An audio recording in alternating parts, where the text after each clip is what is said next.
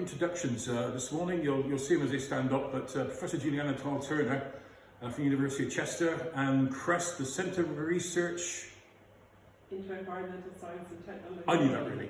Okay, from down Cheshire Way, is up here to talk to us today, one of the UK's foremost experts in sustainability. So I've got no idea, I've not heard the talk before, so I'm looking forward to this indeed. Along with our great friend and colleague Magnus Davidson from the ERI and Thurso, part of the University of Highlands and Islands as well. And so be good. And because I've organised it as well, you get 5 minutes of me at the end saying what this roads thing is, okay, and how it affects the area and how it can maybe benefit the area as well. And basically, Julieanna's going to talk about sustainability in general and talk about her experiences working with some very big companies like Jaguar Land Rover and 259 other companies, I think, as well, Julieanna. And Magnus is going to talk about the regional aspect of the whole thing. Both of them can talk as long as you want on the experience that they've had, okay, which is very practical. And that's what we want out of this. It's not theoretical, this is practical. How it can benefit practically. Question and answers. If there's a clarification question, please just shout out and ask. But leave the major questions right until the end. It just gives Magnus and Julieanna a chance to do a little bit of a head of steam when they get going on this sort of thing as well. So without further ado, can I hand you over to Julieanna Powell-Turner? Sorry, Professor Julieanna Powell-Turner.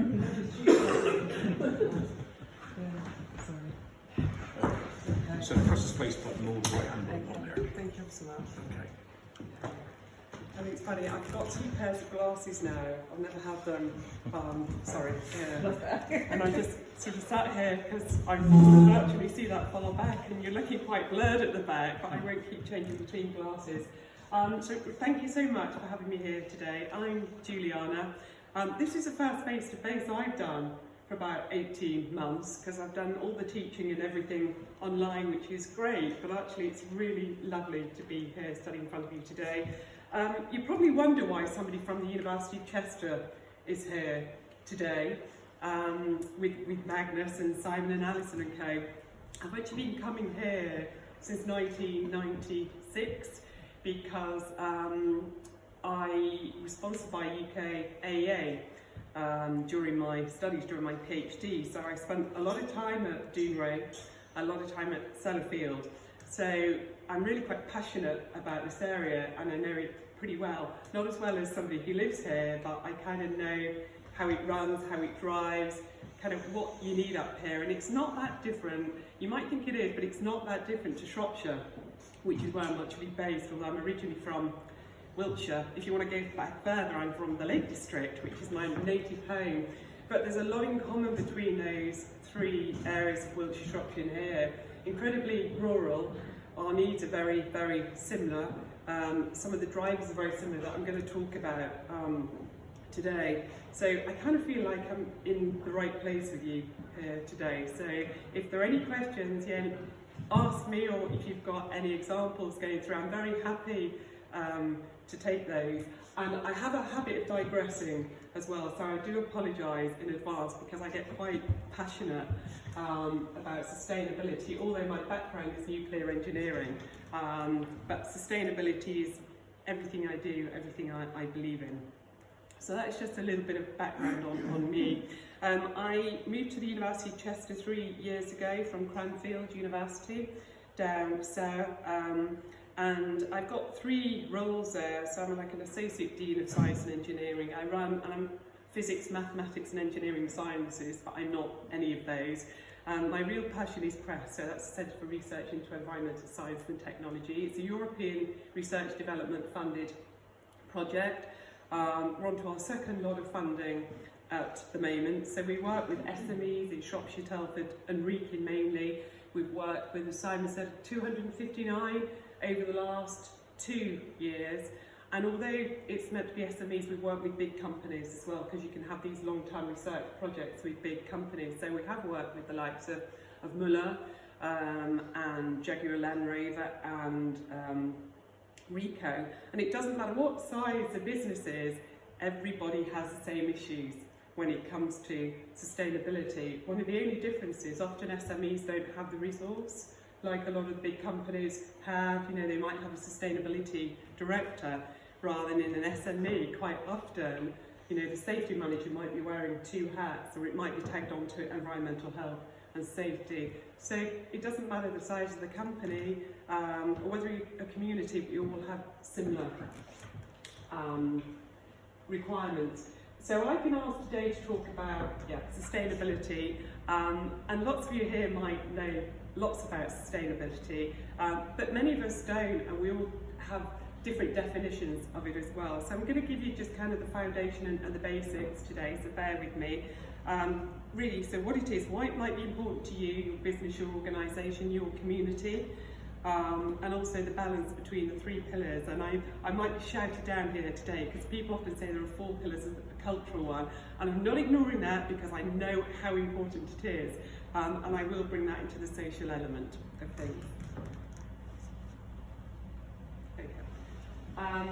Okay, sorry, I know you want me on camera, but I'm in the way if I stand over there, so apologies.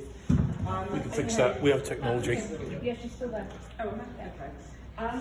So what is it? It isn't new, it's been around for hundreds and hundreds of years. We've all been doing it in different guises. I think what is new is the contexting what is our global industrial and information society together and bringing all of those together.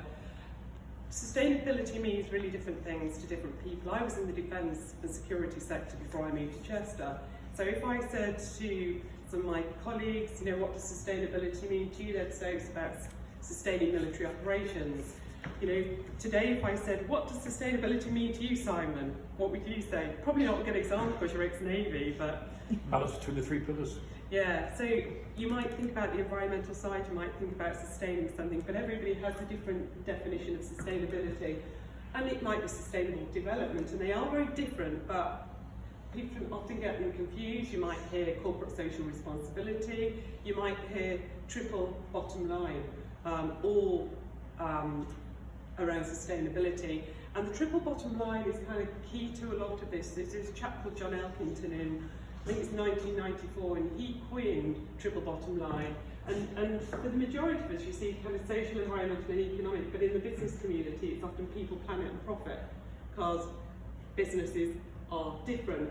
And ultimately, it's trying to achieve an equilibrium between those 3 or 4 pillars, if you want to include the cultural, but ensuring that you foster innovation and you make profit for your company. So, what is it? Okay, so it really is a huge change in mindset, and many organisations that we've worked with in the past, they might have just changed 1 or 2 processes within the company, but that's not actually going to achieve the whole sort of context of sustainability. You have to have the mindset that is mainstream throughout the company, ultimately.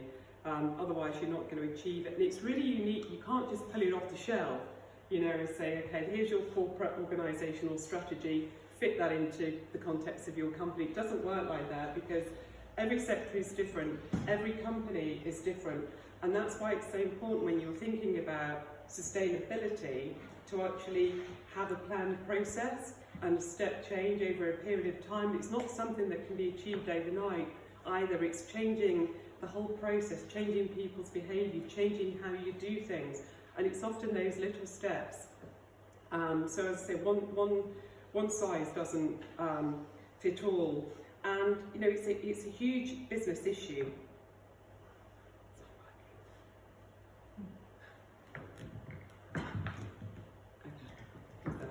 And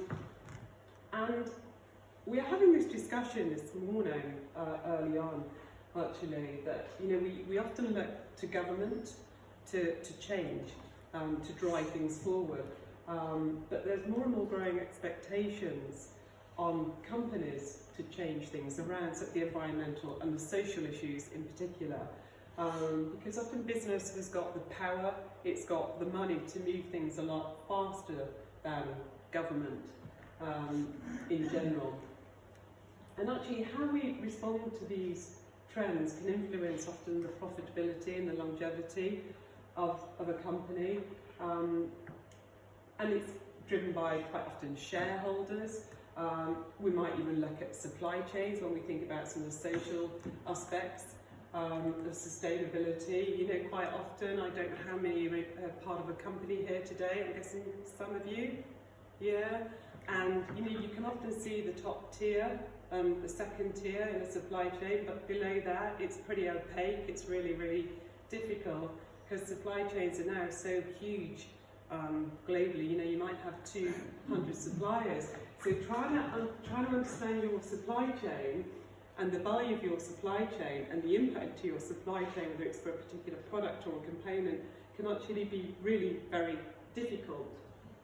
And I think, I don't know if this is probably happened here, and again it depends on the type of company, but supply chains have tightened, they've narrowed quite a bit during COVID-19. People are looking more at local supply chains. It's around that whole provenance thing. It's about ensuring that you can secure your supply chain or secure your material as well. I'm just thinking of a particular, you know, your phone, for example. Most of those components come from overseas, so from China, for example, and they're fairly critical materials within your phone. And most of those ores and alloys and oxides are produced in countries like China. So in effect, they're exporting that component, and you've actually, as a company, even as an Apple, you know, you have got no say necessarily what goes into that single functioning unit in your phone, where those materials come from, where, you know, how they're mined, the type of conditions those material comes from, and that's part of the whole supply chain. Think of Congo, for example, as a prime example, and a lot of those materials that go into your phone come from Congo, and there's a lot of young people working in those mines in terrible kind of conditions. You don't know when you're buying that product about everything that comes before that, and it's kind of almost impossible to understand that supply chain, but you can actually influence that. And I'll go into this later. It's very, very, very difficult, but you can. So I've digressed, I'm sorry. So I guess the real drivers can be international, they can be national, they can be global, they can be regional, and are often driven by various policies, strategies, maybe various conventions, UK law. They might be driven by your customer nowadays. Many years ago, customers really didn't have much of an input into a particular product at all. It was really quite often what the designers thought was the next best thing. They didn't consider the stakeholders at all, or necessarily competitors, and that's why so many businesses have gone out of business, because they haven't necessarily looked at the competitor pressure. In the past, there's, you know, sustainability is all around a company's image, reputation, brand values. Think about Rose.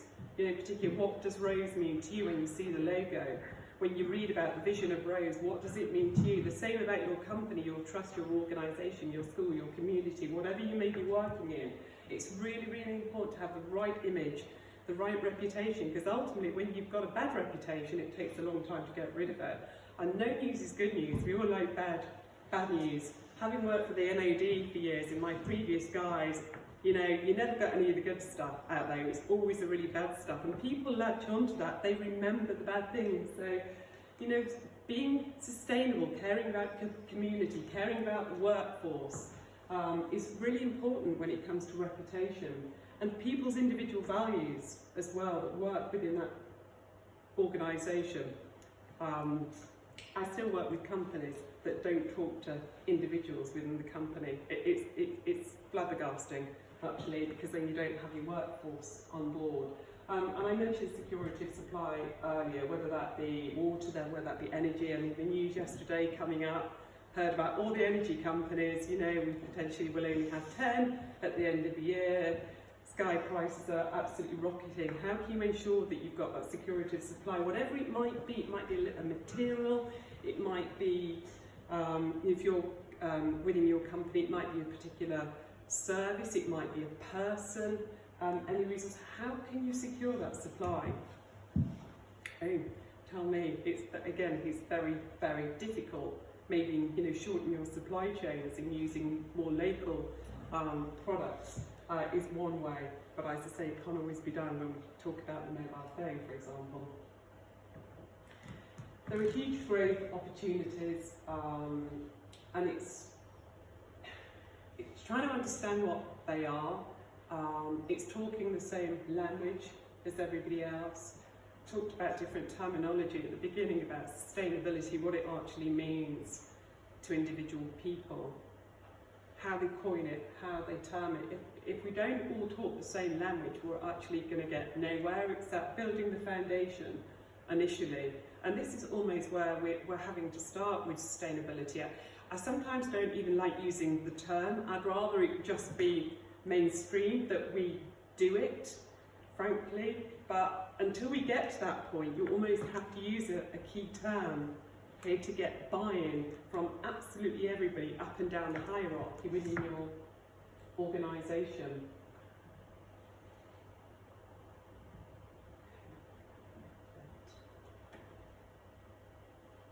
I've kind of touched on this, really. And I find many of the businesses that we work with, it really is a change in mindset. When I talked about you know, changing one or two processes in an earlier slide, it's no good just doing that. It's no good just looking at your water or your energy or, you know, the biodiversity or supporting a local project. It requires everything, okay? Everything is key to what you do. You've got to make a start, and I appreciate that, so doing one or two things, but you've got to build on that foundation, okay? And that's part of your reputation, part of your brand, part of your company value, part of your potential corporate organisational strategy. Because if you can't do that, you can't bring people on board, okay? So behavioural change is really important. If you look back to like the 90s, the 2000s, when we were talking about recycling and recovering waste, yeah, people kind of did it at home. Yeah, they put all their bins out every week and they turn their lights off or they turn the heating down. But actually when people get to the workplace, do they do that? No. You know, there's lights on everywhere, they leave taps running or they don't report the tap, they chuck, you know, various bits of waste in the same bin. It's a very different mental process to what they do at home because it's not as important to them. At work, well, it should be. It's about changing that mindset because ultimately, you know, what we do at home, why don't we do it in the workplace? It's all part of the bigger picture. It's part of, you know, we're going to talk about net zero, and I know Magnus is going to talk about this, and we'll probably talk about it in the discussion later. You know, the whole climate change debate and the resource security. It's all part of one, ultimately, but it's connecting all of those dots. It's like a butterfly effect. You know, if we do something at the top, you know, change something at the top, it's going to have an effect on absolutely everything in the chain underneath. We're a collective system, ultimately, and actually if you tamper one part of the system, it's going to have an effect on another part of the system. So it's connecting those dots, and trying to alter people's behaviour. So where they do what they do in one place, they do it elsewhere. And it does involve absolutely everybody. It's not the environmental health safety person at the top, it's not the sustainability director, it's not the caretaker, it's not the headmistress, depending on the kind of organisation you're in. Everybody is part of that hierarchy, and this is, well, it doesn't work like that now. It shouldn't matter where you are in the chain, everybody's input is very, very important. And it's important because then you get buy-in from absolutely everybody. So one of the fundamental aspects of sustainability is, you know, getting everybody on board and trying to alter their mindset. Is this making sense? Yeah. Is everybody still with me? Okay.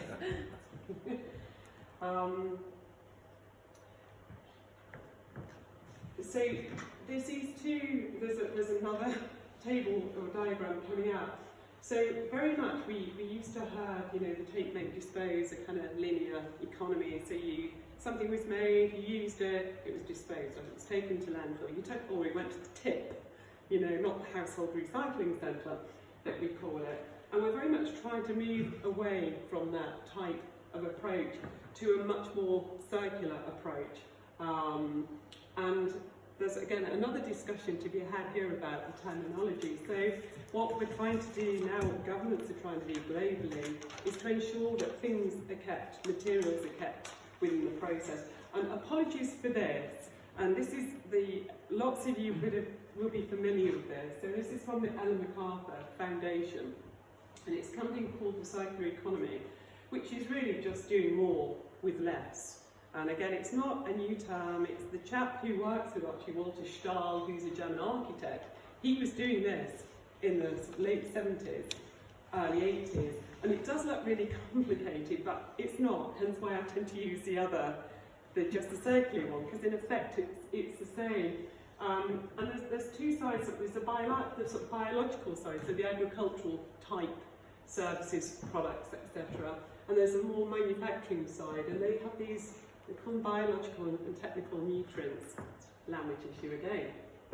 Ultimately, what this is about is reducing waste. So it's taking that end-of-life concept and creating something called restoration. So what you're trying to do, you're trying to design out waste. That's really what the circular economy is about, fundamentally. And we've got these loops here, and previously in the linear economy, these were really, really wide and broad, these loops. And the broader they are means you're using more labour, more embodied energy, etc. And what the circular economy is trying to do is tighten these loops, so you use less energy, labour, resource, and these materials are kept at very high value. So what the terminology they don't want to use really is second-hand, because they want to ensure we can keep consumer confidence, okay? But so many things are reused, recycled, remanufactured, upcycled, whatever it might be, and you can actually retain the quality of those materials at a high level. You know, they don't necessarily become inferior, but that goes to how they are designed and the types of processes and materials are put into the original design. So design is really, really important. Again, design for the environment is nothing new. It's been around for kind of 30 years. It's just that some designers want things to look sexy and exciting, the packaging looks great. Actually, fundamentally, if it does the same job, do you really need that? I kind of beg to differ. I don't think you do. So this really, they're trying to tighten these so you're getting the best out of a particular material or a process. So things can be recycled, reused, remanufactured, whatever it might be. And the same here as well. Rather than just landfilling materials, there's all sorts of different types of technologies, from anaerobic digestion, composting. So that material can be put back on the land and utilised again and again. Farmers have been doing this forever, actually. You know, but again, lots of these things we do, we just don't shout about. So again, it's keeping these materials in the system so they can be used again and again, so for the benefit of the environment. So one of the things to remember, I guess, is key to this is about designing out waste, okay? Designing out rubbish. I call this for the circular economy and resources, so it's really just materials in that loop and what can we do with those materials to extend their life.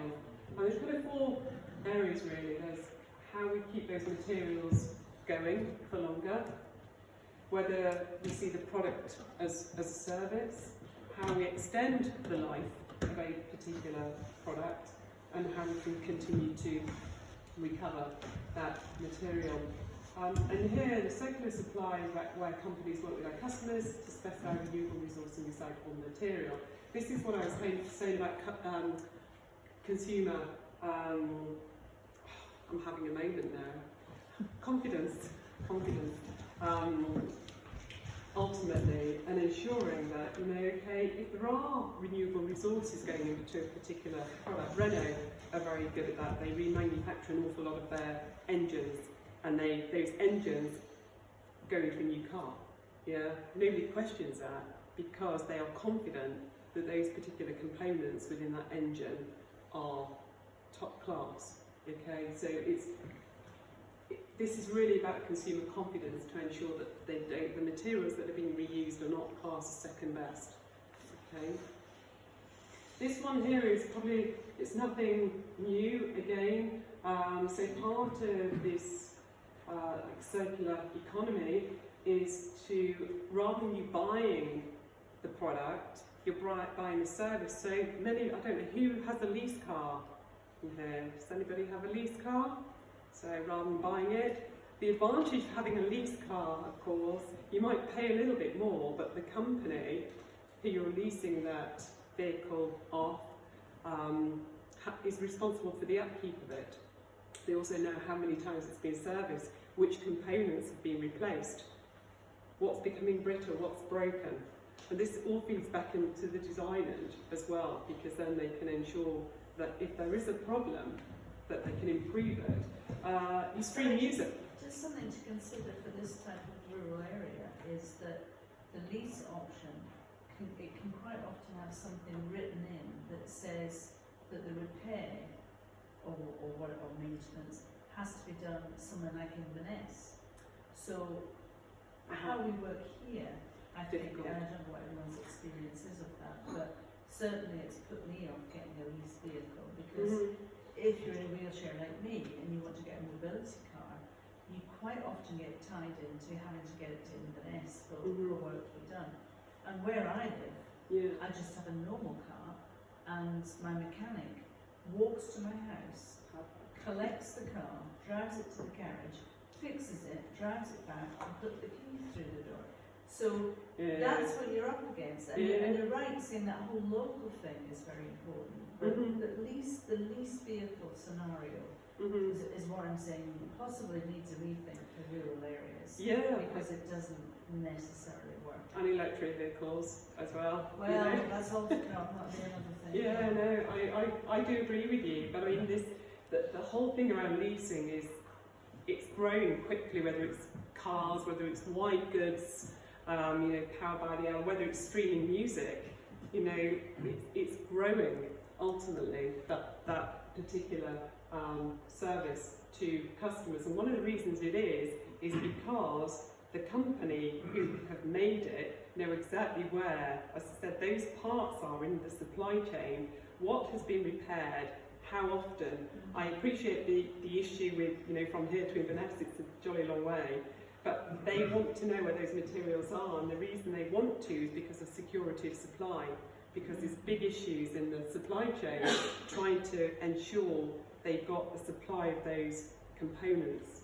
So by often also taking your car back, for example, or your washing machine or your dishwasher, they can retain those materials. They've often been designed so they can be remanufactured, okay, in effect upcycled. So they're always going to have those materials in the supply chain. And this is Philips are doing it they've been doing it for years, and Renault and GC. There's a lot of companies out there are doing it. So it's great that you have that the chap walks to your house. I don't have that luxury, sadly. I would like that, because actually from an environmental perspective it's actually better, you know, from a carbon perspective, but from a company perspective it's not, because they don't know where those materials are. Yeah, I was just to say, I think there's a city model for circular economy, and I think there's a rural model. And they're slightly different. They're very different. I mean, I live in a very rural area, and you know, often they'll try and put smart city technology and frameworks into a smart rural environment, and it absolutely doesn't work. They're completely different, it's chalk and cheese. I get that totally, and that does need to change, and that's where you need to encourage everybody, you know, to be part of that overall discussion. There is a growing rural option for car usage. Enterprise and probably some of the other car hire companies are now starting to have car clubs where they base cars in the local areas. So not only you don't have a car permanently, you just have a car when you need it. And that takes that leasing thing just one step further. Yeah, it does. Yeah. And probably when self-driving cars come in, that will empower more and more people to have transport that don't drive. Yeah, or maybe they would just need a much better transport infrastructure, and then we wouldn't necessarily need cars, you know, if they reduced enough buses, etc., etc. I was only saying that to Simon this morning, we have 2 buses a day, one in the morning, one in the evening, and then none at the weekend. So if you don't have a car, you know, then you've had it, you've got to drive 22 miles to get anywhere. So it's, yeah, there is a lot to be done, an awful lot to be done. This is really just the start. So I've kind of just covered that about product life extension, about ensuring that, you know, now goods are generally designed up front, so they've got a longer life ultimately, so they stay in the system for much longer.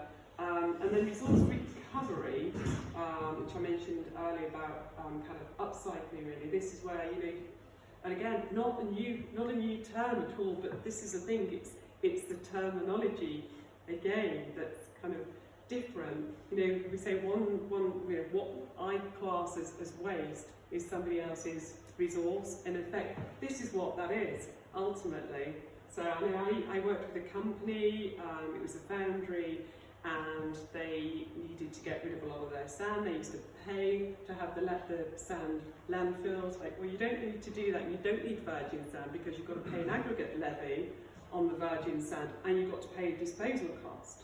Actually, surely that sand can be reused through your system several times through a hopper, and when it does get to the point where it's end of life, maybe tarmac, you know, might want it, so it can be used for their tarmac then. So there's always, but it's forming those networks, and ensuring those kind of, whether it's a byproduct or an end product, can be used for something else. Again, and that creating that kind of ecological network can be quite difficult, but if you can do it, you know, I just think many of the companies, this was in Sheffield, because there was a lot of foundries there, and there's still quite a lot of silversmiths. You know, they created what in effect was an industrial ecology group where they were swapping materials. I know it's kind of very simplified, but in effect that's what they were doing. You know, so they avoided levies and landfill costs. In effect, they were doing themselves favours and working together as a collective and keeping the materials in the system. And in a rural environment, it's so important that we do that. I mean, everything's agricultural where I am. You know, everybody's a farmer, and they work together as a collective because they have to, ultimately, and it works. Do you actually believe the third bullet point? With some companies, I do, yeah, actually, where products are now having to be designed because of accessibility for materials. So going back to the phone as a kind of prime example, because most people have a phone, not everybody, you know, but most people have a mobile phone, and the likes of Apple are having to design products to be recycled. May not be recycled, let's say, for you and I, because they really want you to buy the next phone, you know, and charge a ridiculous amount of money rather than potentially just being able to update the apps so it's as good as the phone before. However, one of the reasons they are doing that is because of those critical materials that are in the phone. So these things called rare earth elements, and you know, the Chinese have got like 95% of global supplies. So they're looking at designing their phones and looking at like-for-like products to ensure that not necessarily your phone will be extended, but the materials from those phones will be extended, and they've got accessibility to those materials. So in some sectors, yes, other sectors, no. So, you know, the food sector, it would be very difficult to do this. Probably why we have so much food waste. You know, probably. So again, it's sector specific. Like I said earlier about sustainability as well, it's very sector specific. You know, there's no one sort of framework that fits all. The car industry is the opposite of that. They design transit vans to have a shorter life now. Can you just maybe say a little bit more about that? Well, nowadays, well, in the olden days, a car's body always went before the engine. It's the opposite now. As in, And they designed transit vans to, businesses are getting rid of them after 30,000 miles. yeah, and I don't understand that actually, because quite often my Volvo I had 220,000 miles on that, and it was going and going and going. So Most probably not, that's a Chinese but is- company. yeah, but, well, no, they are now. But is that because a lot of those transit vans are leased? So after 3 years, they'll just give you a new van or a new car.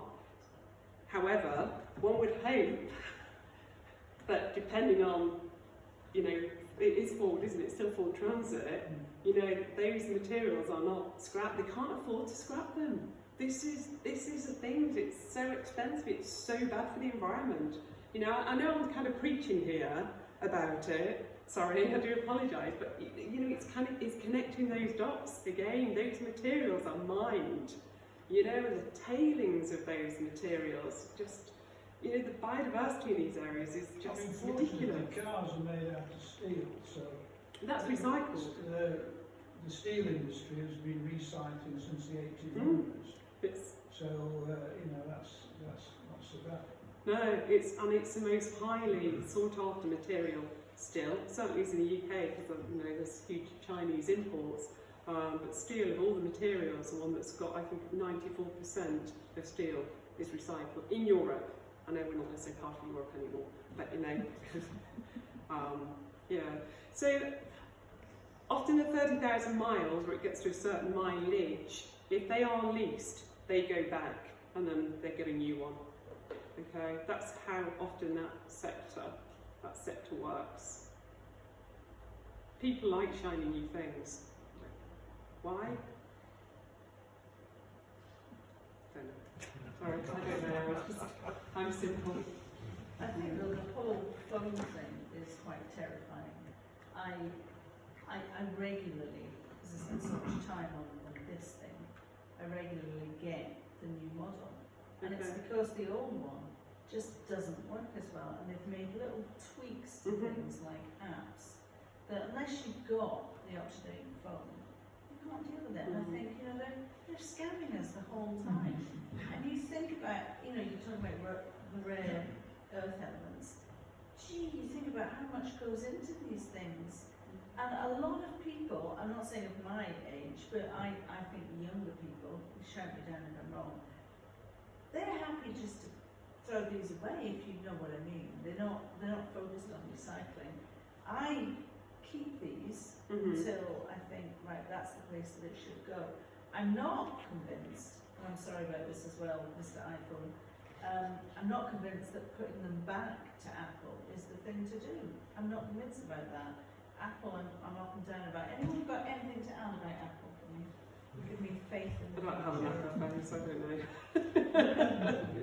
You don't have an iPhone, you see? No, I don't. I would say Apple is worried so they're not perfecting right to repair and all these kinds of things. They're probably one of the worst offenders really in the phone market for advocating against exactly that kind of product extension. So Yeah. They don't what does repair. individual action do there really? They don't repair, but they do recover those materials, even though they're on a sanctioned functioning unit, because they're really very expensive and very critical. But we don't see that. We don't hear about that. And there is one phone, but it's a ridiculous amount of money, and somebody might know what it is. And it's about £300-400, and it's a Dutch phone, which people can't afford it. And well, maybe you can if you have an iPhone, because they are so ridiculously priced too. But it's a Dutch company, and they will update your phone continually. And I'm sure somebody might Google that shortly. Pardon? Fearful. Yes, yeah.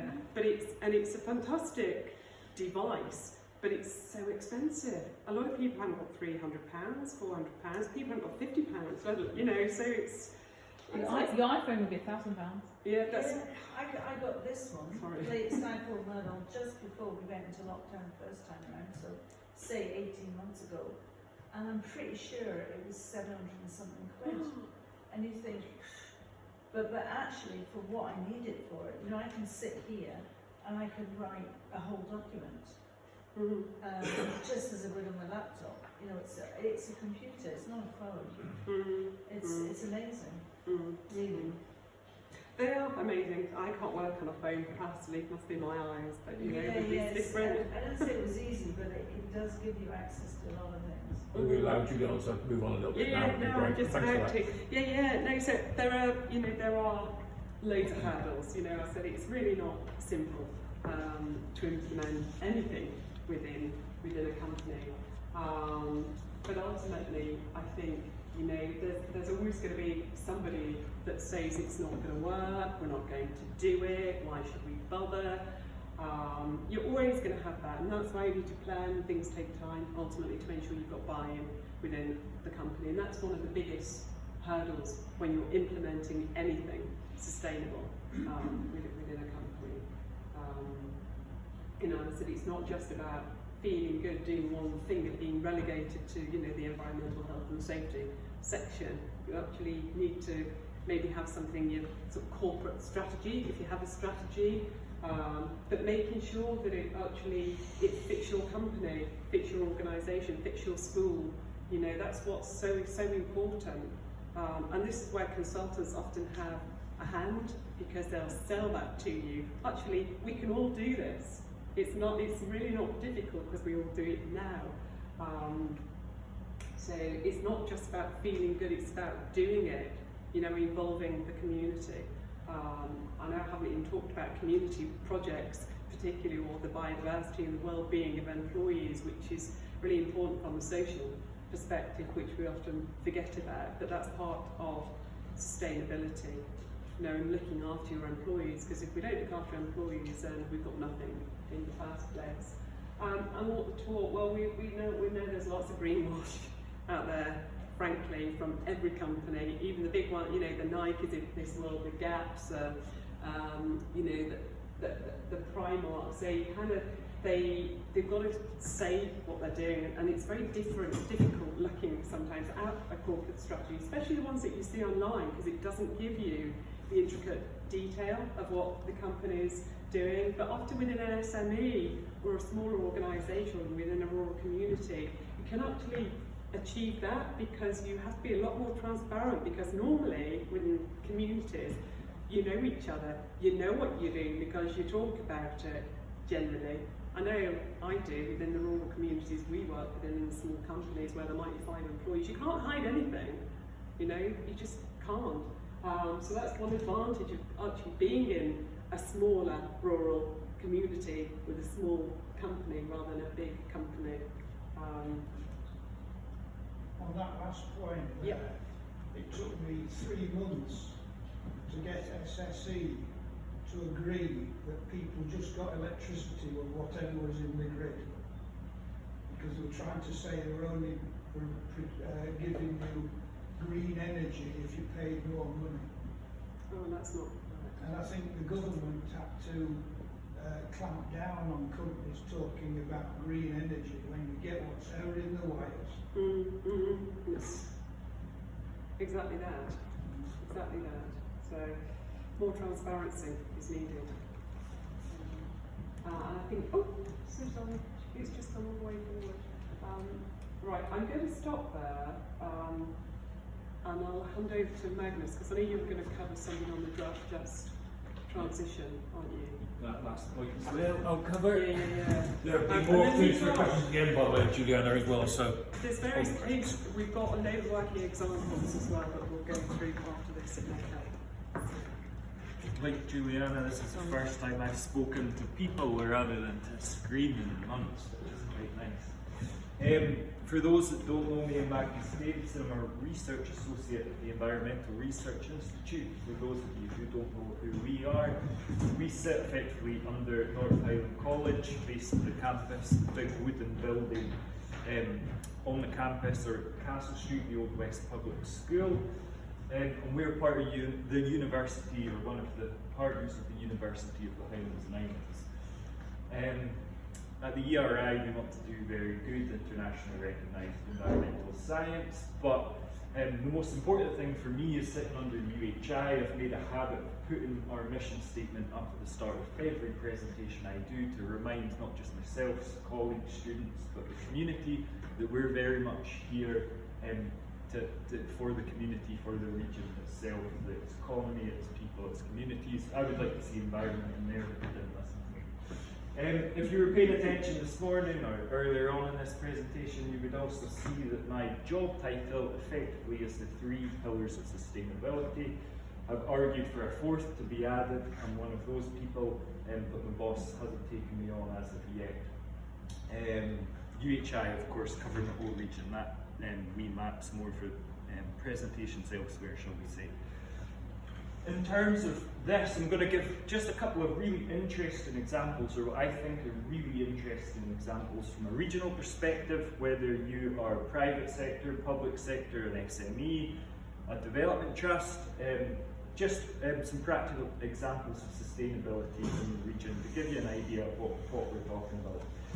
When people think about sustainability, they think of climate change. When people think of climate change, they think about renewable energy, renewable electricity. That's something we do especially well here, Caithness and Sutherland and the Highland region. Top's map there, you'll see very dark green covering Highland region. That is because in terms of Scotland, which makes the news very frequently for having very good renewable electricity generation, we produce the most renewable electricity generation compared to any other local authority in Scotland, around 26 or 27%. So far exceeding elsewhere. Probably the next ones are kind of Lanarkshire with Whiteley and south of Scotland with a lot of their onshore wind. So we are a really big producer of renewable electricity. We actually produce probably over 4 times as much electricity at a regional level than we use. That's why we have things like the Beauly-Denny line, and we have lots of transmission south, because we put a lot of this electricity to the south. In terms of Caithness and Sutherland, we have fantastic renewable generation as well, in terms of kind of world leading, in terms of national leading. We have Scotland's largest and 2nd largest offshore wind farms, Murray offshore, and just beaten Bowl out in the last couple of months to become the biggest. We have the world's largest tidal stream array. Sorry, I'm speaking on a list because of having problem with my front tooth at the minute, and a dentist won't see me for like 10 days, so that's why I'm speaking on a list. But anyway, you'll maybe smirk at this because those of us in the room who know me, Jen, know it's like 4 turbines big at the minute, and we've been promised more turbines for probably the last 10 years now. But we do have the world's largest tidal stream array for what it's worth. We also have an incredible onshore wind resource. Again, political issues, some people like it, some people don't. A lot of us tend to kind of relax talking about it because it is quite a political issue, particularly here in Caithness.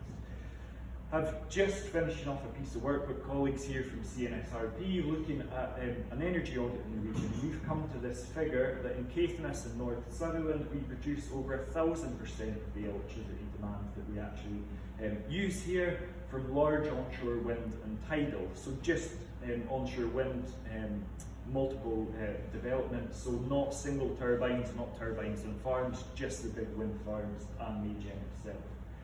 This is all very cool for me to stand here and articulate how great a job we're doing, but what does this actually mean for businesses here, SMEs here, third sector organisations here? Are we benefiting from this? We have we have the highest prices of electricity. We heat our homes with electricity if we're off the gas grid. We have some of the highest rates of fuel poverty in the region. So how do we marry this, what we're doing as a regional perspective, from a business benefit? And it kind of goes back to Julieanna's points earlier around producers, suppliers and consumers in terms of sustainability, and we all have a role to play here. So we have some big producers, we have suppliers, we have consumers, going back to the earlier point around it's electrons and wires. Here we're lucky that it's renewable, but many of us who don't pay for renewable tariffs are paying for electricity generated at Peterhead by gas turbines, but the electrons are all really the same in the wires. What we need to do is ensure the benefit of the generation in the region is felt by the businesses in the region, and what I'm proposing or suggesting, and I would open it up to the room here, is that we can maybe develop a unique selling point from being in the region around this messaging. Can we be saying, from a sustainability perspective, we're producing 100% of our renewable energy here in the region? Tesco's leapt onto this. Anybody who'll be driving the Casimir on the A9 will have seen the new wind farm going in at Halsery. They've just gone online this year and they've got a power purchase agreement with Tesco. So they sell, even though it's just going into the grid, and there's an arrangement there that Tesco pay in the same amount as Halsery produce via the means of a power purchase agreement, so that Tesco can say that they're buying green electricity from a Caithness wind farm. Can we be doing that as small individual businesses, slightly more money, or can we do it on a bigger scale, bigger businesses? In terms of supply chains and new industries, supply chains an obvious one, topical here in Scotland at the minute because of our lack of supply chain, lack of indigenous supply chain. If you're thinking about jackets going in, okay, some of the ones in Bow were built in Scotland, but not Murray East, built in Singapore and shipped over. So again, supply chains in terms of sustainability, is this something that is really sustainable in terms of shipping jackets over? We have more than 5,000 wind turbines due to be decommissioned in Scotland within the next 30 years. We have some of the oldest wind farms here in Highland as well, if we think up above Dingwall, even some of the ones at the Casimir now. Is this a potential new industry repowering that businesses here can get involved with?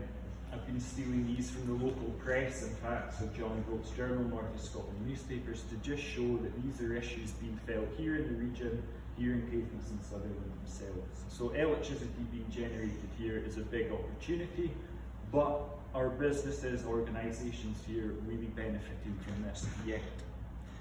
Another one we hear about is carbon offsetting. So I'll just take a step back and say we're talking around net zero aspirations for climate change. That's effectively greenhouse gas emissions, carbon dioxide equivalent, being net zero. So effectively saying that we will reduce our carbon emissions from things like electricity generation, transport to zero in as many cases we can, but understanding that in some cases we can't quite make zero. So what do? We sequester carbon in trees and peat and such like to effectively make that carbon negative and bring it back to zero.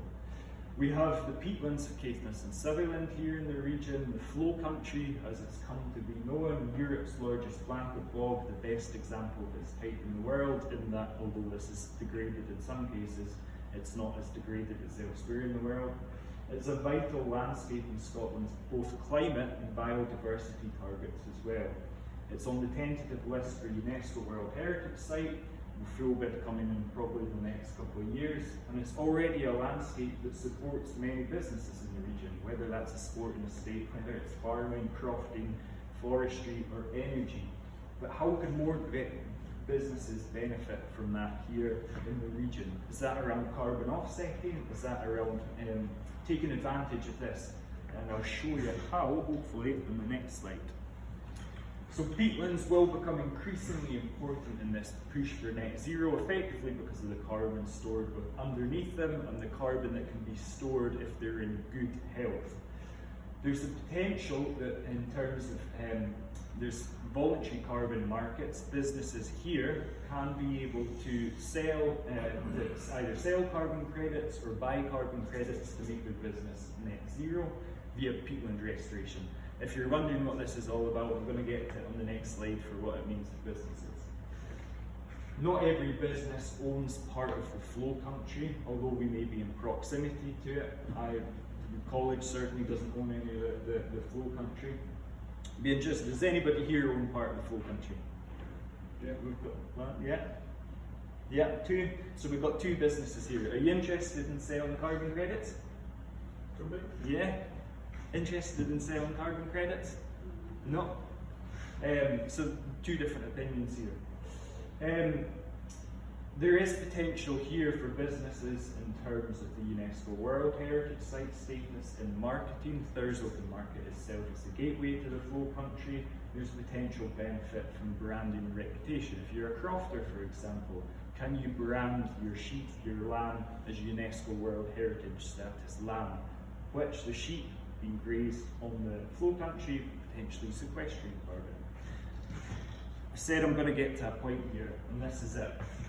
In reaching net zero, we can shift our energy consumption to renewable sources. We've got a lot of renewable sources here in Caithness and Sutherland. For those which we can't offset any emissions, and this, for any emissions we can't offset, they can come from renewables. I'm just thinking back to Julieanna's slide here, sorry, around greenwashing, and this is an incredibly important point. I think in carbon offsets at the minute, we're seeing a lot of businesses which are trying to offset emissions which they should really be taking down at the moment. The opportunity here in Caithness and Sutherland is potentially unrivaled in Scotland because we have this high profile, high capacity, high generation renewable capacity.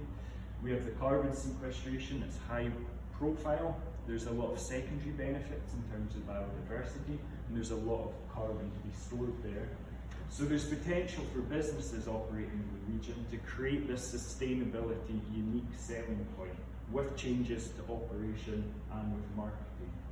If your energy consumption is 100% renewable in the region, is 100% renewable from perhaps world first renewables, if that's Maygen, there's a real unique selling point there. If your emissions are offset via peatland restoration, UNESCO World Heritage peatland as well, there's lots of secondary benefits there, protecting biodiversity. You've got this most amazing message that comes back to your business being 100% sustainable. Are your products, produce, services net zero, and can you market them as such? I'm going to do Simon a favour here and with his slides towards the end and say, do we need accreditation for this though? Is it all very well and fair for us as a business to go out and say, we're in Caithness, we're in Sutherland, so we're 100% renewable? Are people going to take us seriously from that? Or do we need to accredit this in some way? In terms of sustainability, I have to throw this picture in because this is my baby's reusable nappies, which are the most amazing things in the world. I was absolutely had to be convinced of the idea, but in practice they're actually really, really good. So I've kind of focused here on two issues of sustainability and environment being one of those pillars, which we think about a lot in the region, which we think a lot about as society. Carbon emissions and renewable electricity. But I would like to touch on another one, another pillar here in terms of society, and something that's incredibly important for our region itself. So again, these three pillars, we talk around environment. We've not talked about economy as much, but it kind of comes into the other ones as well. But in terms of society, what do we mean by society? So some parts of Caithness and Sutherland are suffering from depopulation, changing demographics, aging demographics. We have unsustainable population projected over the next 20 years. You can see in the top, this is depopulation or population change over the last 10 years, and then forecasted projections through to 2041. And what we can see is that many areas in northwest Sutherland are suffering from depopulation, what we would call kind of traditional depopulation, just rural depopulation and people moving away, perhaps an aging population. What we see in Caithness, for example, is maybe industrial depopulation being driven by industry. This is unsustainable, going back to using the terminology, the words here, unsustainable. We won't have the population here to service these industries that we're relying on. A sustainable region needs a sustainable population. And this is just me trying to get across that sustainability is around so much more than just environment and the economy. When we come fundamentally down to this, this is about people as well. So for me, part of my work is how academia, development agencies, whether it's businesses, governments, development trusts, how we can work together to create a sustainable region from a social perspective. What can we collectively in the room or individually do to try and combat this sustainability problem from a social perspective? Again, we have unrivaled environmental resource here. Can we tie our social and our economic pillars to this environment that we've got? Going back to the renewable resource, going back to the carbon resource that we've got. Can we create new businesses here? Can we create new SMEs here to create a sustainable region? We at UHI, again going back to the mission statement that I put up at the start, we want to be this key driver, or a key driver in a sustainable region. In Caithness and North Sutherland, that will be North Highland College UHI or the ERI. We have a curriculum with a focus on sustainability embedded in the region. Some of the courses that we teach explicitly on sustainability, and we've been undertaking a wider kind of curriculum review around sustainability. But what we want to do, again, kind of leapfrogging ahead of Simon here as part of the ROSE project, is undertaking the exercise to see how we can make that curriculum that we've got more available to individuals, businesses in the region, perhaps slightly out with the typical UHI way of doing things. So you don't have to come up and sign up to do a degree with us to get trained with some of the expertise that we've got. You can perhaps come and do a small CPD module. You can break things off individual business training. So I'd be, again, really keen in the question kind of session to get people's thoughts and opinions here. I've got one last slide, and this is a bit self-indulgent, but when we're talking around sustainability and just transition, wrote about this to the P&J about 2 weeks ago, but the main message I was trying to get across was that we need to be talking about these issues around net zero, climate, alongside these other issues that we're facing: biodiversity loss, lack of investment in infrastructure, sustainability of population, depopulation, and how we collectively in the room together, individually, can work together with UHI, Dunray, Thurso Development Trust, what we can do to make this kind of region better, whether that's through the ROSE, how we can do it through the ROSE project. I had the misfortune of this being published on the same day as our new UHI principal made comments around the UHI curriculum in the local press, and it was completely lost. So if you want to read a bit more, I'd quite happily share that link with you. But yeah, that was it from me. I just wanted to give you a run through of some of these practical examples of sustainability in the region, what it means from an environmental perspective, a climate perspective, a renewable perspective, and try and complement the kind of theory that Julieanna had brought us through so well beforehand. Does anybody have any comments or questions here? Go back to your power generation or renewable. Yeah. There's not a problem with the resource, there's tons of resources and all that sort of stuff. You can get that. The problem I have, say like I do treasurer for this place, and just recently did all the energy bills and all the rest of it coming in. Right, so this part, it turns out that if you come up to the north of Scotland here, 16.43 per kilowatt hour of electricity. You go to Glasgow, it's 12. You go to London, it's 11. Yeah. Right? So there's definitely an opportunity of evening up those bits on that way. And just by lowering your energy cost up here, you can actually increase the availability, make it affordable to be here. Absolutely. And, there's a lot of contradictions going on at the moment, like we're bringing electric cars to do this, right? But if you've got electric cars over here, what was it saying again? I just read the other day, if you want to charge a car that is over 11 kilowatts, right, you need 3-phase electricity. That costs you a fortune. Yeah. So there's a lot of thinking here that isn't joined up properly. That's what really we're sitting here within sight of wind turbines, even if you're wet. I think most of the town at least can see a wind turbine from at least one window. Yet we're paying these ridiculously high prices of electricity. I heat my home by electricity as well, so I pay 4 times the price per unit of heat compared to somebody who heats their house on gas. There's a lot of thinking here that's not joined up. there's one more thing that you raised there, 5,000 wind turbines to be replaced in the next 10 years. Yeah. Now that says to me that there is a regular maintenance programme that should have been addressed 5 years ago.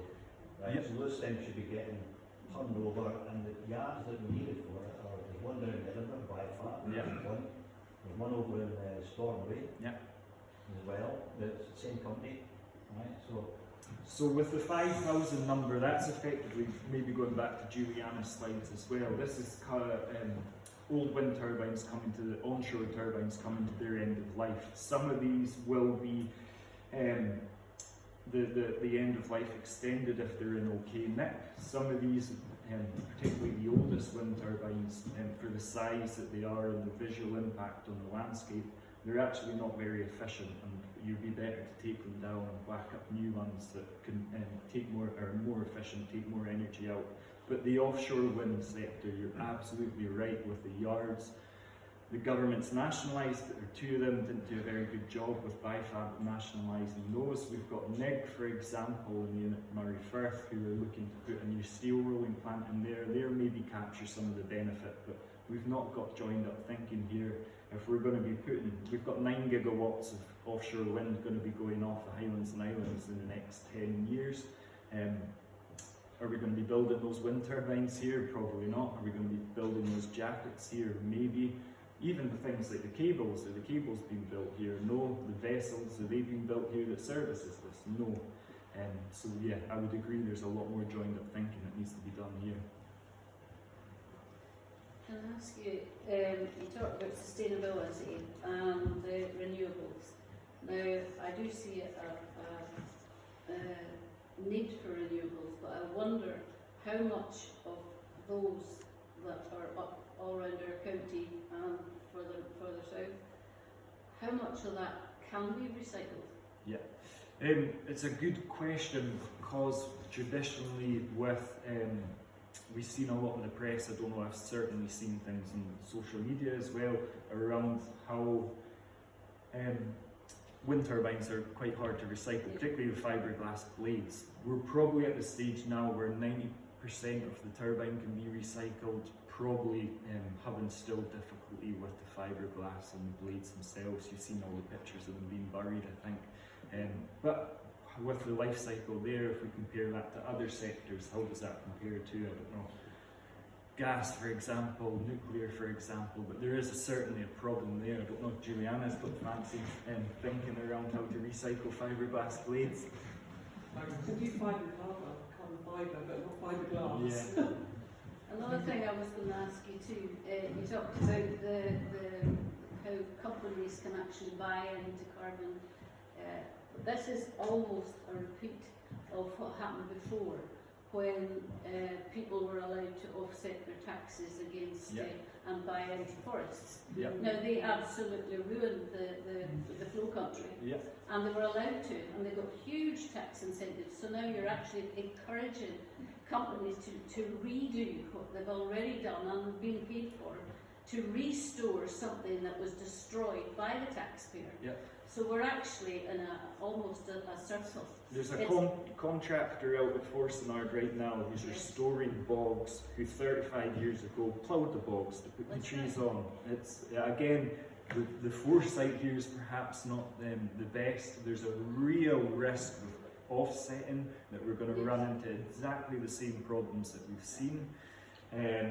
I don't know if anybody saw the Press and Journal yesterday. Hamish Trench and the Scottish Land Commission had a piece in discussing this particular issue. We've seen with Brewdog buying estates in the Cairngorms, Standard Life buying estates in the Cairngorms.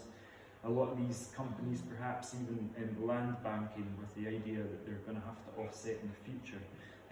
But that defeats the purpose, because what they're supposed to be doing is actually reducing their emissions. And what they're doing is keeping the emissions at the same and saying, well, we're actually green because we've got carbon here.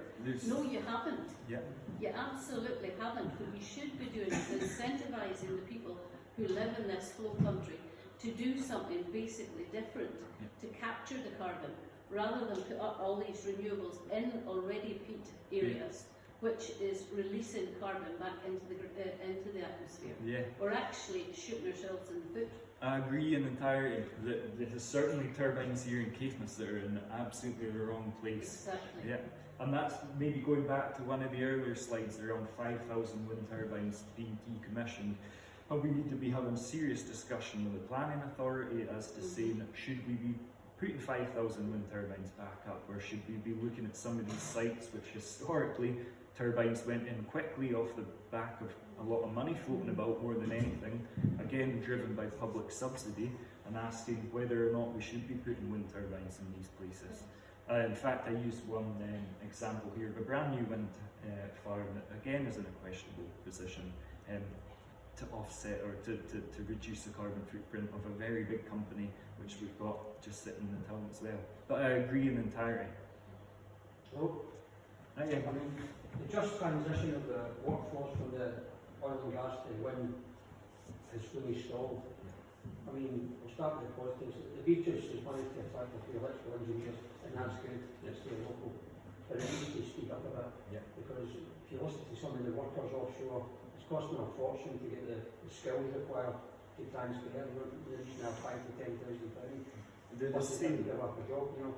So there is positives, and I'm glad to see my old employer doing is now taking on decommissioning apprentices, because this is a economy, training the young workforce, and there'll be spin-offs hopefully for the contractors that are sitting in front of me and nodding their head. But there'll be spin-offs because it's important. They have a role to play as well. We have at Beerchess, young guys going off of Beerchess that have gone all the way to Newcastle to be trained. Why aren't we doing that at the college? We're hopefully in the next year or so going to be doing it at the college. We have some of those tickets that those guys need. It's the same ticket as working offshore in the oil and gas sector. It's the same tickets working on the wind farms, but they're administered by two different people that don't recognise the ticket as being the same. That's ridiculous. But yeah, we're slowly getting there. The just transition from an offshore oil and gas perspective is really interesting as well. I think one of the WWF or somebody actually polled offshore oil and gas workers asking did they understand what the just transition meant. And many offshore oil and gas workers didn't even know the term. We've got a lot, this goes back to Julieanna's point as well on the terminology that we're using. Are we using the right terminology? Are we overcomplicating things at times? I work in academia, I'm the worst for using jargon. We're using these terms the whole time. Yeah, there's certainly a lesson there. Peter, sorry, you. No, I was just in the conversation about recycling and turbine. Obviously, there's a lot of material that can be recycled, steel and copper. But of course, the one thing we have to think about is that once it's in service, it's not producing waste at all, unlike coal or gas or pretty much any other version of power production. So that the whole of life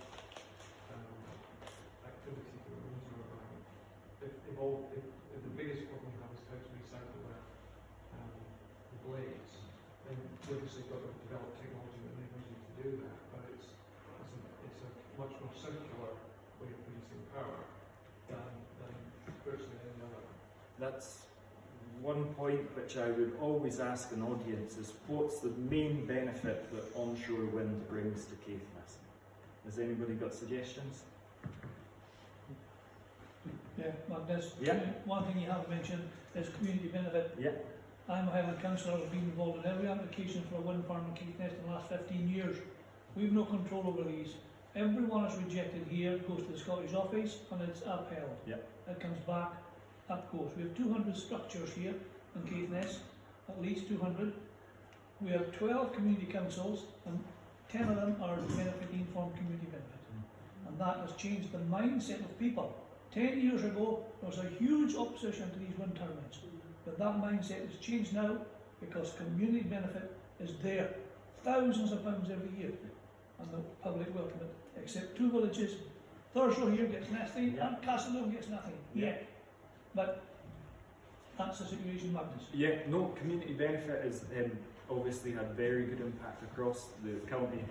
To go back to my own earlier question, what I would say Caithness benefits from onshore wind electricity is low carbon electricity. We're in a climate crisis, we're obviously needing to transition away. So we may have queries about certain wind farms in certain places, but fundamentally this is a transition that needs to happen, and we need to reduce our greenhouse gas emissions, and onshore wind is one way. But the community benefits a very good example of that.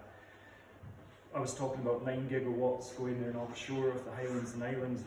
How can the communities benefit there? And we're in discussions at the minute with the government around creating sovereign wealth funds like Norway did with the oil, but again with the offshore wind, and seeing communities benefit from our offshore resources, but on a much bigger scale. I think there's just one point to add in, and taking Peter's point about when these things are operating, there's no waste. The issue for me is what about transmission losses? You know, everything wants to go down the line. So that has to figure somewhere. And you know, fundamentally, the whole way that the grid operates is to move electricity around. However, you know, where's the logic of building everything up here and then having to move it all south? I mean, around Glasgow they have some big wind farms now. That's the place to put them. Not up here where there's nobody that's going to use the power. What's the point in incurring transmission losses? Unfortunately, we are in the Gale bed. That's the reason we started up here. Yeah. We talk about adding value to trees, fish, loads of different types of produce at source to increase the value, but we talk much less about adding value to the electrons that we generate here. Maygen has kind of gone quiet, but they had one example around data centres. David and Peter and I have been working on this piece of work around potentially hydrogen, for example. What can we do here in the county with the electricity that we've got here, the huge amount that we've got, that's better than just sending it down the lines to Glasgow or Edinburgh? There's always going to be a need for that with the population there, but there's a lot more we could be doing here with the electricity that we generate here to increase the value for those of us living here, the businesses here, the organisation. Sorry, I'm rambling here. No, you ramble. There's more time for questions, by the way, so just hold your question. I'll do my 5 minutes so you understand what this rose thing is that both of them mentioned. And then there's more time. Julieanna, and we've booked until past, and we've got about 25 minutes, yes, so please. And if you want to stay longer, by the way, we're not disappearing. We've got our next talk until 2 o'clock as well, so please stick around and pick. So I'm the amateur in this little talk today.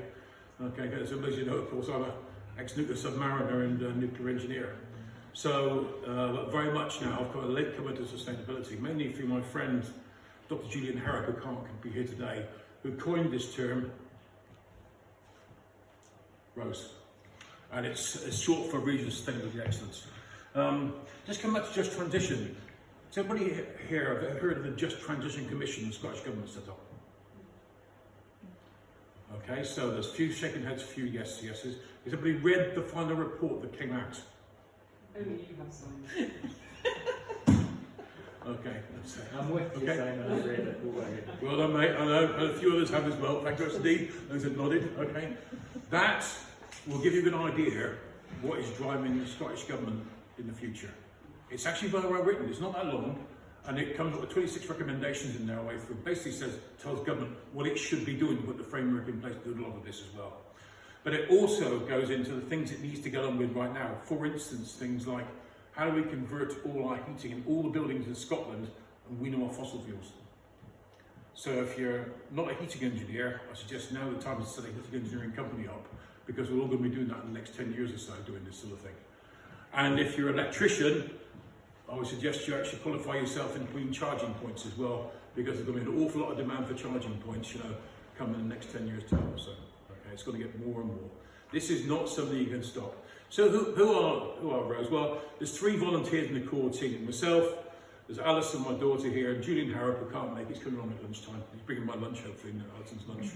And so we're the core team. We set it up, and basically the idea of Rose is Magnus mentioned it. It's a brand for the region. I'm not saying follow it. I'm saying this is something we could be. Well, at the moment, we're probably known for being nuclear and other things.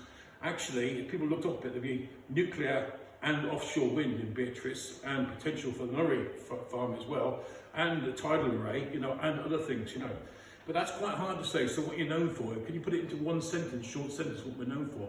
Why not sustainability? If you'd be listening to what Julieanna said and Magnus said, if anybody thinks this is going to be a massive topic that's going to dominate the next 40 years worth of conversations in all political parties, all political persuasions, then we are fooling ourselves.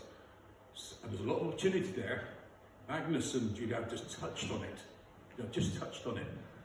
And we have the opportunity to get in there and be first movers, because you can get things done when you're a small grouping. And the reason why Rose is a good idea, we're not saying just for here, but we happen to be based here, we love here, so we're going to focus on Caithness, North Sutherland.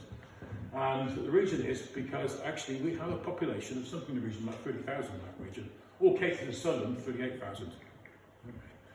That's a manageable size of population to try and work together and do things differently. If you say let's do it in Scotland, that's 5.5 million. Let alone the UK, it's 67 million or whatever it is these days. I've got no idea at all. You can't do it. It's got to be locally owned. So we can do things locally that can't be done. Hence Rose. This is a massive opportunity. So as a brand, we call it something else. We're not saying you've got to do that. We're just saying let's focus on it, because this brings in all the other things that Peter's doing in CNSRP, economic sustainability, for instance, that Magnus talked about, and all these opportunities with the carbon neutral stuff that Julieanna talked about in the circular economy, or just looking after resources. That's what we're saying. We talked about this one. Let's use common words for this sort of thing. So that's what Rose is. So the other thing, just to say on that one there, is we're working very closely with Julieanna, University of Chester, and Crest, and I won't say what Crest's aims, I'll forget again, and Magnus as well, who are both helping us develop stuff, and I'll tell you about that right now. And so what we're working on, look at the approach first of all. We are not going to an argument with anybody about whether we believe in climate change or not. We do, okay? And 99% of the world climate scientists also believe it is man-made, okay? If you don't, it doesn't make any difference. But you still need to take notice of it, because every single government of every single political persuasion believes in the climate emergency. So it makes no odds what you think individually. The government's going to do it to us. It's going to come along with legislation, and it's going to make sure it puts things in place that make sure the population follows these things. Now, what timescale that is, who knows? There are other drivers beyond the environment for a government, of course. I'm not going to go into that argument there. But it's going to happen, so we're going to take advantage of it. Look at all these opportunities we mentioned already. We should be able to take advantage of that, and we can't do it if we just look at this and expect government to do it for us. We can take advantage of that. It's businesses, it's organisations, it's voluntary groups, and as homeowners, we can demand that, and we can be telling our politicians what we need from them in the future. It's about balance. I'm not going to go into this game, but we use the 4 pillars of sustainability: economic, environment, social, or we call it community, okay, and cultural as well. It's the same thing. Cultural gets wrapped in with social quite a lot. But if you're living in a country, a very religious country, like say India or Pakistan, religion will play a big part in your thought process there, won't it? And the reason it's important is because if you don't take those things into account and you're trying to do things right for the environment, those things will stop you, because people resist change because they believe that, and it's their right to believe that sort of thing. So what we're doing is creating products to try and help show people what we can actually, how they can actually benefit from becoming sustainable. So there's 3 products in particular we're looking at. One is called the BEST tool, the business enterprise sustainability tool. And this tool is something that we're developing right now, along with Chester and also with the RI. I'm looking at to go into a business or organisation, doesn't make any difference, and look at their organisation and say, do you realise you're doing really well over here, but you're doing very poorly there? And by the way, if you took a sustainable approach, do you realise how much you can save? But of course, unless somebody shows that to the business, not necessarily going to spot it themselves. We have the capability up here through Magnus, through my friend Dr. Julian Harrop, and through other local experts in the area to help that happen on the way through. So we should be supporting and helping these things move and these things change as well. Another one we're looking at is a prioritisation tool, particularly CNSRP is interested in this. We're also working closely with, hence the Caithness North Sutherland connection. And they are interested in how to become more sustainable in their approach to the future and not just look at the economic aspects of things. And for that, they said, well, how do we prioritise a project on sustainability? And actually it's very difficult because there's a lot subjective as well as objective in there. So we're working on the tool for that. And also, Julieanna mentioned triple bottom line accounting. Okay, this is, everybody understands how to do a bottom line for finance. It's the net profit at the bottom, and it's got standards, and you can generally compare one to t'other and get the equivalent positions of the financial state of the company or an organisation. But how do you bring in environment and community aspects in that and balance the whole thing up? What effect you have in negative and positive? So we're working on that as well. We've got some pretty good ideas and it's moving forward at this moment in time. So it's going to take a bit of time. We'll be trialling them, but then when we deploy these products, We do not want to deploy those products. We want to work with others to deploy them on our behalf, to benefit the area, so and the region overall. So we're going to need help from everybody on the way through. So that's the idea, that's the concept we're working on. And we're no particular company right now, but we intend to become a community interest company in the future. And it's only good if you tell someone about it. Okay? So all these things we're talking about today, and a lot of shaking heads today, of course, what Julieanna and Magnus are saying, you know, and I learned a few things today as well. We need to tell more people about these things. We need to tell people what's going on. Just tell ourselves for starters, then tell the community, but then tell businesses. But let's focus on, least of all, telling ourselves in the region what's going on and how we can all benefit and move forward. So we've got to be better at telling people. And Julieanna's now working on a little task force as well, under the Rose banner, called Blueprint for Change. As we go through this development inside Rose, and we pick off other people's brains, we're going to communicate it in additions and say, this is what we've done so far, this is how we came across it, this worked really well, do that, this did not work really well, do not do that. And we share it internally and we share it externally with the region, because we want to benefit from what others are learning and share with them what's going on as well. I think that's very important, and Julieanna's looking at us right now as well. Educate and train people, not going to cover it again. Magnus is dealing that, and he's looking at these aspects right now. We will be talking to others as well. We're just trying to get our own thoughts together on exactly what's needed before we go anywhere else as well. Obviously, it's the same with all these things. And assist, help and support. We don't always have to go and say, Julieanna, can you come up and help us? Because she's only one person here and she's going to be busy doing her own day job as well down south. We have our own local experts. Magnus is sitting there. My colleague, Dr. Julian Harrop, sitting here as well. These are experts in sustainability who practically understand how to develop these things. And there are others in the county. We just need to make sure we access them properly. We're going to try and make these things become real. And we're going to work and integrate with others, as I said.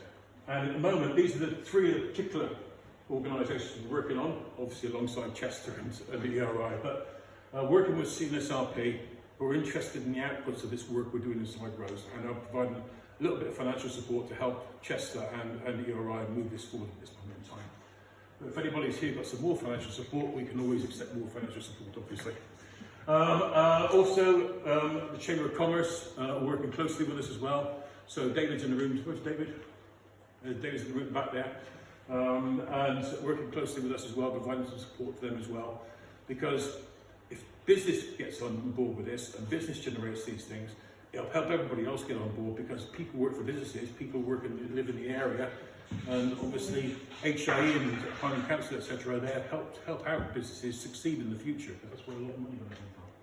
And Zero Waste Scotland, a lovely lady called Helen Lavery is our local lady up here. She can't make it today, unfortunately, but she's been very helpful as well. Zero Waste Scotland, basically the voice piece of Scottish Government on these things, particularly focused on circular economy. Julieanna, I think, mentioned food waste.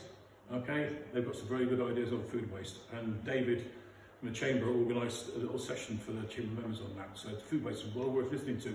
Save an awful lot of money by looking at food waste. And these are the tools we talked about here, and the customer services, so I've covered that one already. And working with Chester and URI. So, we're volunteers at this moment in time. We intend to form a community interest company, so we're working in our own spare time on these things, etc. As there are a few others actually on these things around the country. Our vision is basically, we want this to be catered as a southern, we want them to be first, but we don't want them to be the only region in the UK that does this, or indeed anywhere else, frankly, or Scotland. We want to share what we do in the future, but we should be able to take advantage of this early, because if you look where we are geographically and where we're set up, and the organisations that are working together already, not least of all through CNSRP, a very strong chamber as well, and other organisations, and a very strong Thurso Community Development Trust and others coming along as well. All these people, all these organisations, the closer we work together, the more we can make this a reality. So, if you want to know any more, that's our website, Rose's website. Quite descriptive, it's not very long. Okay, gives you lots of links to all the stuff we've been talking about. You can contact either myself, Julieanna, Magnus, or anybody else through these two links. That's on the Road website, or the one you had to respond to this set of talks today on the mail. And there's a newsletter going out very shortly, which we'll be pulling together. Unless you say no, anybody that's contacted us, say here today, I've got your email addresses, we will put you on that distribution. If you don't want to see it regularly, please feel free to say, take me off the disc, it makes no odds at all. And we'll move on from that sort of thing there. Okay, so hopefully that was interesting. Any questions for myself, Julieanna or Magnus? We're here to...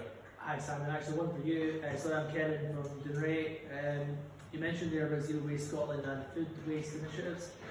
I was under the impression Caithness wasn't being reclassified as exempt from the requirement to segregate food waste. If there's something changed or something afoot, I would actually be interested in hearing what these proposals are, to see how they can kind of be involved in these any kind of trials or initiatives that are planned. So we'll pass that on to Helen. I don't think there's anything particularly that's about the requirement to do this. Yeah. What I'm saying is, and so is Zero Waste Scotland, is people usually think they're being very good with food waste on the storage of food waste, the product and the food waste off the plates, etc. The Zero Waste Scotland basically say you can save 10% without thinking too hard. They've got some Food, excellent and tools. that's a large amount of money. They've got some good tools as well. Yeah, and one of the few parts of Zero Waste Scotland have actually got not only the how to do these things, but the financial figures to back up the sort of benefits of doing that as well. So why wouldn't we just give it a try? You know, and they're prepared to come along and help us out. And the Chamber are coordinating that, David's looking to run a pilot project on this with some support, starting tail end of the year. Whenever we can get back to sort of normal and get the hospitality businesses going again and the organisation, restaurants and things. Yeah. So, a lot to come there. Come on, Kim, come up here. We should be asking you questions. You keep us all in check, so without you, Don't move over here. yeah. Good No, camera. I just kind of, it's just really what you were saying about communicating and the kind of newsletter and stuff. We can't do any of this on our own at all. We need everybody's help, and I think that goes without saying ultimately. And what we were saying, you might see us as experts, but you're equally experts as well in the audience because you know so much, and what we don't know, you know what you know, we'll learn off you. So it's very much two-way, and I'm always optimistic, that we will achieve, but it's going to be, I'm nearly smaller, not better nice, it's very hard, it will be very hard work, and it will take a long time. So we've all got to pull in, and yeah, a lot of it's voluntary, much of this, but we can make it work. There is so much here, so many opportunities, and people I speak to are, I say optimistic but realistic, and they know it will take time. We know we've got a plan, but we could do so much. So, when the newsletter comes out and we're asking for help, please help us, because we really need your input. It's absolutely key to making this work going forward. That's really all I wanted to say. Good sales pitch. Well done. I'm not. That's the thing. I'm not a salesperson at all, but I believe in it. I very much say I wouldn't be standing here otherwise at all. But I really do believe in it, and I know how passionate individuals are. You've got to say that because Chess University will be looking at that video. No, gosh, they won't. They won't. I mean, I just got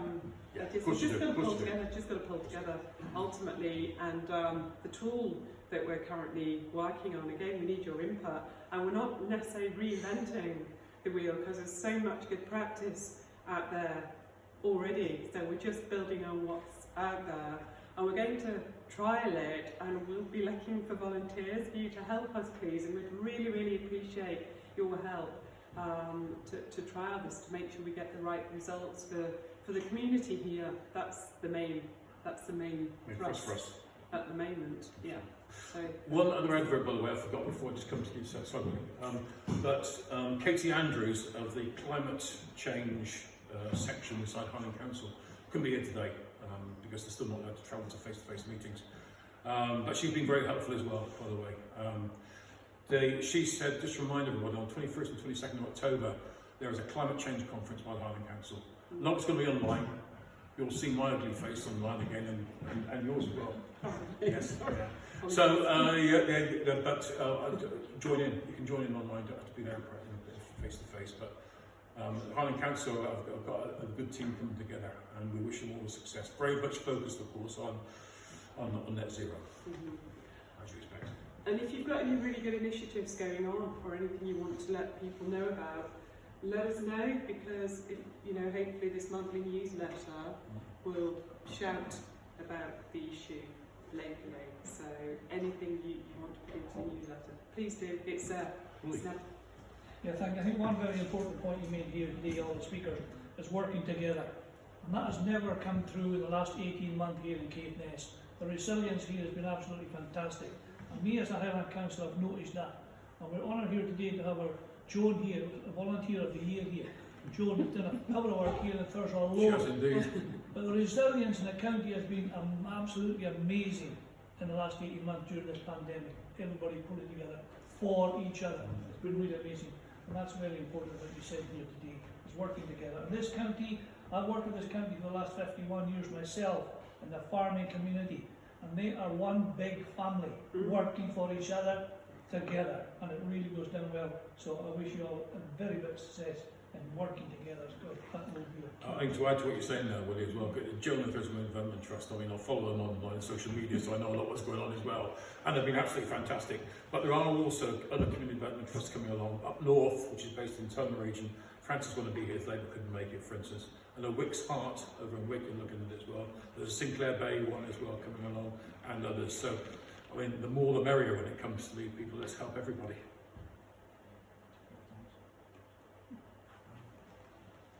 Nice questions. Oh, David. Yes, going back right to the beginning of your talk, you mentioned mindset. And what worries me is the mindset of governments.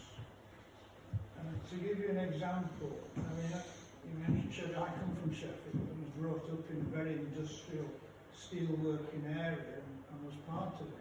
And what was dead obvious to me was that the big steel companies, they actually looked after the social welfare of Sheffield. And the company I worked for employed the whole range of people, from people with very little ability and some mental problems. But they got a wage on Thursday and they felt part of the community. The mindset of the governments of the times of the 70s created the disruption of all that, plus just further north of Sheffield in the mining areas of Barnsley. And I actually don't see a great change from that in the government mindset. I mean, I find a lot of the government people and companies have no understanding of energy balances. So it goes back to this greenwashing business. You know, they promote things, talk about this, that, and the other. And it's absolute rubbish if you actually did an energy balance on things. And I'm not as optimistic as a lot of people in this room, mainly because of the incompetence and lack of ability in the government. And coupled with that, the actual shareholding percentages of most British companies mitigates against what you're talking about, because it's so wide and varied that the only thing they're interested in is share price and profit. Nothing to do with communities. That's why we get all this rubbish from China.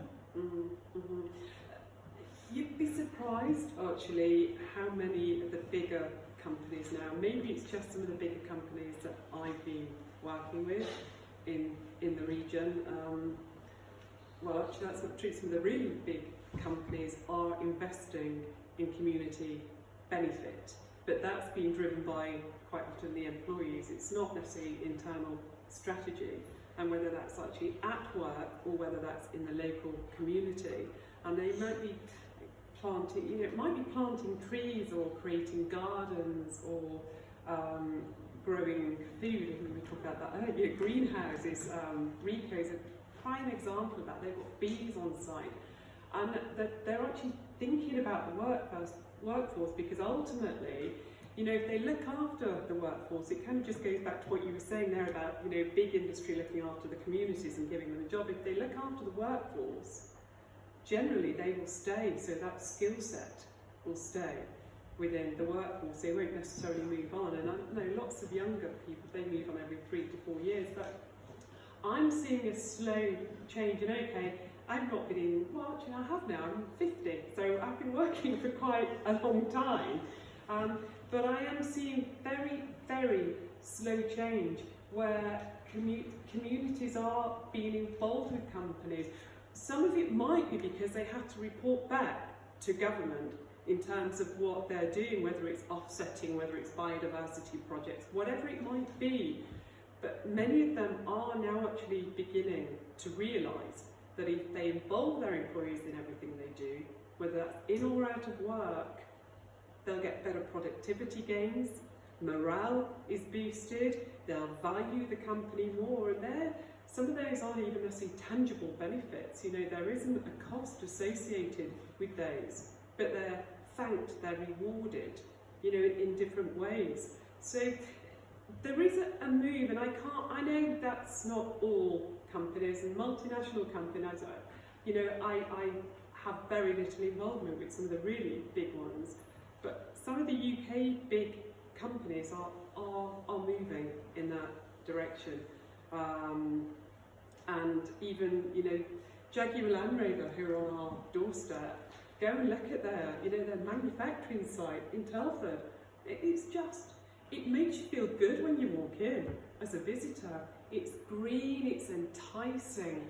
You know, it's not like one of these horrible brick buildings. The environment is for the worker, for the employee, and that's because employees are asking. If they don't get what they want, many will move on. Many won't, I know, rural communities, because there aren't a lot of jobs, so they will generally stay where they are. I'm digressing again, I do apologise. You like to digress. So, you know, there is still some of that around today. There are still some of the Bournevilles around that, you know, provide houses, the agricultural industry, the farming industry, you know, for their workers. And I think it's becoming more and more to the fore, and COVID's had a lot to do with that, because we've reassessed our values, you know, as a country, let alone as an individual, and what's important to us. I mean, what's important to everybody in the room here? What's the most important thing to you? Family. Exactly. Yeah, it's family. You know, it's not work. And that comes first. It should always come first. You know. Yeah. That's that is 12:30. We said we stop at. No, don't be silly. That's what you're here for, by the way, these kids. And Magnus, if you want to stay around now, please fire on. We can stick around for as long as you like. But if anyone wants to leave now, that's the 12:30 cut off. But other than that, carry on asking questions or stick around for a chat. Whatever you need to. Thanks for attending, by the way. And by the way, can I say thank you for Magnus for putting the effort into coming on. Thanks very much for the information.